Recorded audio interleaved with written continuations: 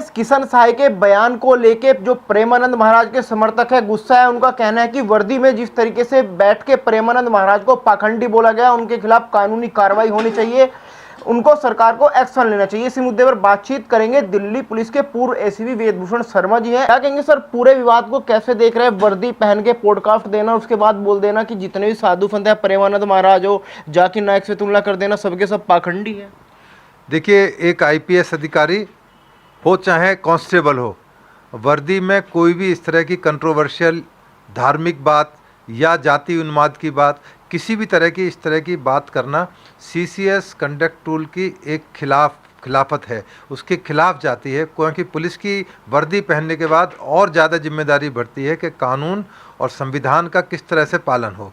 परंतु जिस तरह से किशन सहाय मीना ने ये जो बयान दिए हैं और पोस्ट किया है बाकायदा फेसबुक पर और तमाम सोशल मीडिया में, टेलीविज़न पर भी इंटरव्यू दे रहे हैं इस तरह के, वो बिल्कुल गैर वाजिब हैं और अनुचित हैं।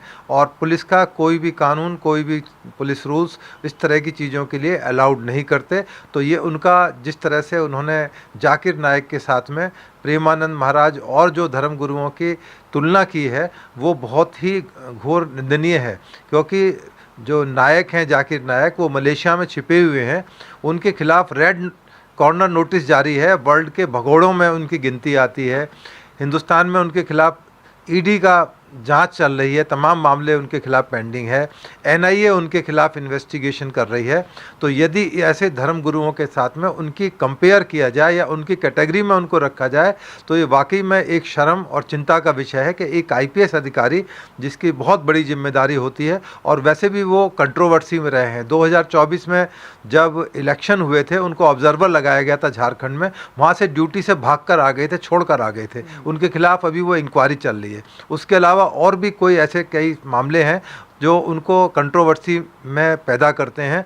इसी क्रम के अंदर जो स्टेट का ह्यूमन राइट्स कमीशन है, उसका शीर्ष अधिकारी उनको लगाया गया है। तो उनसे इस तरह के बयान की अपेक्षा या इस तरह की बातों की अपेक्षा नहीं की जाती। हाँ, यदि वो रिटायरमेंट ले लें, वॉलंटरी रिटायरमेंट ले लें, यदि उनको इन तमाम चीज़ों में पढ़ने का शौक़ है। जहाँ तक धर्म गुरुओं की बात है, जो हिंदू धर्म है और तमाम धर्मों को उन्होंने कटघरे के अंदर कर दिया है। अब क्रिश्चियनिटी वर्ल्ड का सबसे बड़ा एक धर्म है। अब वहाँ अमेरिका जैसे सबसे बड़ा साइंटिफिक और पढ़े लिखे लोग हैं, वो भी वहाँ का प्रेसिडेंट भी बाइबल पर कसम हाथ रखकर कसम खाता है। इसी तरह से आप गुरु नानक के लिए, आप हिंदू धर्मों के लिए, जैन धर्मियों के लिए, सबको आप एक ही कैटेगरी में रह रहे हैं। तो ये एक शर्म की बात है। और उन्होंने इस तरह की बातें करना कि जो यदि हिंदू धर्म होता तो मुग़ल हम पे आक्रमण नहीं करते, हम पे राज्य नहीं करते, तो ये एक कंट्रोवर्सी उन्होंने खुद पैदा की है। और इसमें उनके खिलाफ डिसिप्लिनरी एक्शन हो सकता है, उनके खिलाफ कार्रवाई हो सकती है, चाहे वो सस्पेंशन की कार्रवाई हो, चाहे इस मामले में इंक्वायरी हो कि उन्होंने कंडक्ट रूल के बाहर जाकर इस तरह की अशोभनीय टिप्पणी क्यों की, क्या वो सही है, गलत है। ये एक दूसरा परिप्रेक्ष्य है। क्या हिंदू धर्म वैज्ञानिक आधार नहीं है? तमाम चीज़ें ऐसी हैं जो उन्होंने जो टिप्पणी की है, चाहे वो कृष्ण भगवान के ऊपर है, उनका नाम ही खुद भी कृष्ण है, उसके अलावा रामचंद्र जी हैं, तो वो कौन कंट्रोवर्सी कर रहा है? कंट्रोवर्सी तो है ही नहीं उन लोगों को लेकर, क्योंकि रामचंद्र जी जहाँ पर अयोध्या में है, आज भी वो जगह मौजूद है। कि सर जो हमको पढ़ाया गया, दिखाया गया, वो सब काल्पनिक है जो ग्रंथों में लिखा हुआ? नहीं, काल्पनिक नहीं है। मैं अभी रामनवमी के मौके पर अयोध्या गया था, तो मैंने वो तमाम जगह जाकर देखी जहाँ पर शादी हुई थी, जो माता सीता को एक मंदिर भेंट किया गया था। सरयू नदी के किनारे तुलसीदास ने तमाम रामायण लिखी, तो ये काल्पनिक कहाँ है?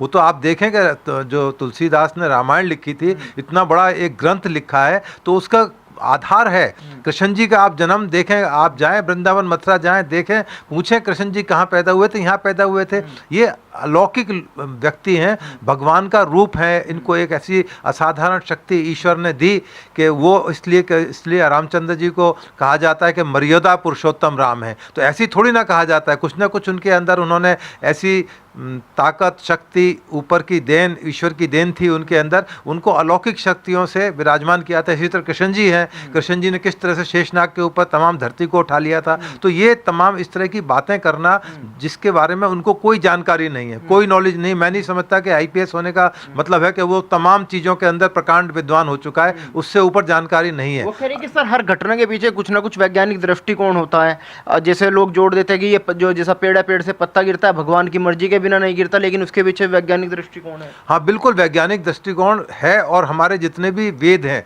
अथर्ववेद है, सामवेद है, ऋग्वेद है, उसके अंदर तमाम वैज्ञानिक तरीके से इसकी व्याख्या की गई है। और ऐसा नहीं कि है ये हवा हवाई बातें हैं, पूरे दुनिया के अंदर एक शक्ति को माना जाता है जिस शक्ति की वजह से तमाम ये ब्रह्मांड चल रहा है। चाहे उसको गुरु नानक का रूप दे दें, चाहे उसको जीसस का रूप दे दें। अब जीसस कौन थे? जीसस भी एक इंसान थे, उनको क्रूसीफाई किया गया, उनको सलाखों पर चढ़ा दिया गया, उनको मार दिया गया। तो ये सब अलौकिक इंसान है जिनके ऊपर बहुत बड़ी उन्होंने तपस्या करके, या उनको गॉड गिफ्टेड कोई ऐसी चीज़ थी। तो इस तरह की जो बयानबाजी उनके द्वारा की गई है ये बिल्कुल गैर वाजिब है। और कानून के अंदर जो स्टैंडिंग ऑर्डर जो एसओपीज होते हैं पुलिस के लिए, ये उसकी अवहेलना है। उनके खिलाफ मैं समझता हूँ कि राजस्थान की सरकार कोई ना कोई एक्शन लेगी, उनसे शो कॉज नोटिस दिया जाएगा या उनके खिलाफ कोई बड़ा मेजर पेनल्टी देने के लिए कोई इंक्वायरी शुरू की जाएगी। उम्मीद है कि भारत सरकार तक और राजस्थान सरकार तक आपके चैनल की बात वहाँ तक पहुँचेगी और ज़रूर इस बारे में कोई ना कोई एक्शन होगा। आपको क्या लगता है, आप भगवान को मानते हैं? भगवान होता है? क्योंकि वो कह रहे कि राधा राधा जपने से भला नहीं होने वाला, भला तो होगा, वैज्ञानिक दृष्टि से भला होगा। क्या ऐसे भारत सुपर पावर बन जाएगा राधा राधा जपने से, प्रेमानंद जी के कहने से? देखिए, पूरे दुनिया के अंदर किसी न किसी मजहब को मानने वाले लोग हैं। अब जाकिर नायक मुस्लिम धर्म की प्रोपोगेट करते हैं, तो धर्म मुस्लिम का अपना एक धर्म है, उनका सिस्टम है, वो अल्लाह को मानते हैं कि अल्लाह सब कुछ उन्हें शक्ति देता है। तो कहीं ना कहीं शक्ति का केंद्र तो है। कम से कम राम का नाम जपने से या अल्लाह का नाम जपने से एक मानसिक शांति और एक प्रेरणा और एक लड़ाई लड़ने की ताकत जरूर देता है। तो ये कह देना कि केवल राम नाम का लेने से ही कुछ नहीं होता, वैज्ञानिक आधार अपनी जगह है, परंतु एक धार्मिक आस्थाएं हैं, ये कहीं ना कहीं इंसान को शक्ति देती हैं, ताकत देती हैं अपने कार्य को पूरा करने के लिए। तो ये जो उनकी टिप्पणी है बहुत ही घोर निंदनीय है। आपने देखा होगा प्रेमानंद महाराज जी के तमाम वीडियो सोशल मीडिया पे वायरल होते हैं। मैं वहाँ गया था वृंदावन में, तो लगभग लाइन में लोग 4 बजे से शाम को लग जाते हैं, सुबह के 4 बजे तक इंतजार करते हैं। आपको लगता है कि वो किसी तरीके से पाखंड फैला रहे हैं या अंधविश्वास फैला रहे हैं लोगों में? नहीं, वो एक रास्ता बता रहे हैं समाज को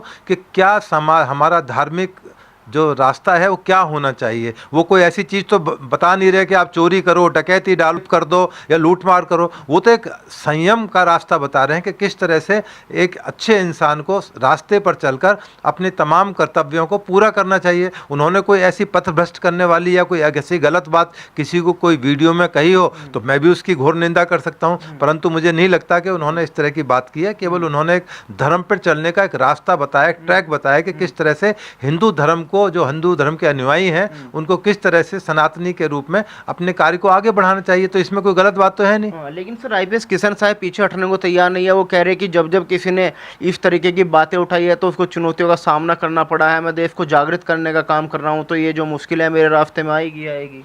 हाँ, तो उनको चाहिए कि वो इतना बड़ा अपने आप को कॉम्पिटेंट मान रहे हैं इस फील्ड के अंदर, तो तुरंत इस्तीफा दें और मैदान में आएँ और बताएं कि सही क्या है। वो पूरी दुनिया को ज्ञान दें। मैं तो चाहता हूँ कि दुनिया में कृष्ण साहब मीना का नाम इतना ऊंचा हो कि लोग कहें कि ये अनोखा एक व्यक्तित्व हिंदू दुनिया के अंदर पैदा हो गया, ये भी कोई भगवान का या अपने आप में साइंटिस्ट, बहुत बड़े साइंटिस्ट आ गए दुनिया के अंदर। तो ये उनको एक अपवाद जरूर पैदा उन्होंने किया है और इसका खामियाजा उनको सोशल मीडिया में, उनको परिवार, उनको मीणा समाज में जरूर झेलना पड़ेगा, क्योंकि मीणा समाज राजस्थान का एक बहुत बड़ा समाज है जो कि तमाम धार्मिक आस्थाओं में विश्वास रखते हैं। तो उनको इस चीज़ का एहसास आज नहीं तो कल जरूर होगा। जैसा कि आपने कहा विवादों से उनका पुराना नाता रहा है, लेकिन सरकार एक्शन नहीं ले रही। उनका वो बयान भी काफ़ी वायरल हुआ था। उन्होंने कहा था कि जब भगवान होता है तो मुगलों ने यहाँ पे आके राज कैसे कर लिया, तो मुगलों से भगवान ने क्यों नहीं बचाया? हाँ, तो जो चूँकि हम लोग धर्म भीरु थे, हम लड़ाई झगड़ा मारपीट खून खराबा नहीं कर सकते थे, हम केवल धर्म के रास्ते पर थे। वो अन्यायी थे मुगल जो है, उन्होंने किस तरह से हमारे मंदिरों को तोड़ा। आपने देखा कि राम मंदिर के नीचे किस तरह से उन्होंने, जो बाबरी मस्जिद थी उसके नीचे हमारी तमाम मूर्तियाँ मिली। अभी भी बहुत सारी कंट्रोवर्सी है। तो उन्होंने जातियाँ की और अत्याई थे वो लोग जो है, हम पर एग्रेशन किया, सोमनाथ मंदिर पर अटैक किया, तमाम मंदिरों को उन्होंने तोड़ा फोड़ा। तो कोई बहुत बड़ा उन्होंने ऐसा काम नहीं किया मुगलों ने कि जिनको तारीफ़ की जाए। हिंदू धर्म ठीक है, हम सहनशील हैं, हर चीज़ को सोचते हैं, समझते हैं, भगवान से डरते हैं, इसलिए तमाम जो मिसयूज़ करते रहें, चाहे वो मुगल्स हैं चाहे वो अंग्रेज़ हैं, हमें दबाते रहें। परंतु अब वो वक्त जा चुका है। हिंदुस्तान की जो जनता है बहुत पढ़ी लिखी, समझदार और वैज्ञानिक भी है। ऐसा नहीं है, एक से एक बड़े साइंटिस्ट हैं। आज की डेट में हम लोग तमाम, जो आपने देखा कि नासा के ऊपर एक हिंदुस्तानी नवियों का एयरफोर्स का ऑफिसर ऊपर आकाश तक होकर आया, तरक्की के रास्ते पर, हम वैज्ञानिक तरीके से भी हैं, तमाम तरह की लैब्स, तमाम तरह के एक्सपेरिमेंट्स हो रहे हैं, तमाम तरह की साइंटिफिक चीज़ें हो रही हैं। तो ये कह देना कि हम लोग बिल्कुल एक पिछड़े समाज में रह रहे हैं, तो ये कहना बिल्कुल गलत है।